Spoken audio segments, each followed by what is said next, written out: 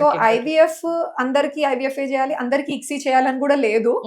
ఇప్పుడు చాలా మంది ఏమంటున్నారంటే పర్టికులర్ కేసెస్ లోనే ఇక్సీ వెళ్ళండి. నేను అన్నట్టు very low count, very low motility, లేదా ఇంతకు ముందు ఐవీఎఫ్ చేసుకున్నప్పుడు ఇలా వదిలేసిన తర్వాత అసలు కలయిక కనపడలేదు, ఎగ్స్ స్పర్మ్ ఆ దగ్గర ప్లేస్ లో ఒకటే డిష్ లో వేసినా కూడా కలయిక కనపడలేదు, అట్లా ఫెయిల్యూర్ అయ్యాయి అంటే ఇక్సీ చేయండి అంటున్నారు.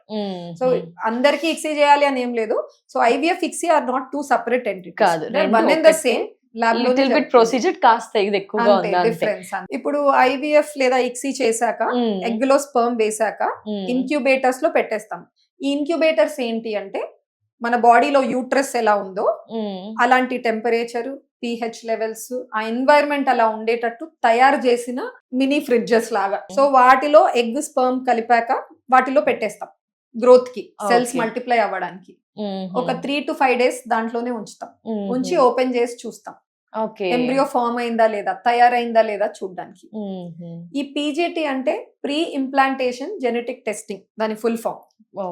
ఈ ఎంబ్రియోని డైరెక్ట్ గా లేడీ గర్భసంచిలో పెట్టే ముందు అది జన్యుపరంగా ఎలా ఉందని టెస్ట్ చేసుకున్నాక బాగుంటేనే లేడీ గర్భసంచిలో పంపించే పద్ధతిని మనం పీజీటీ అంటాం.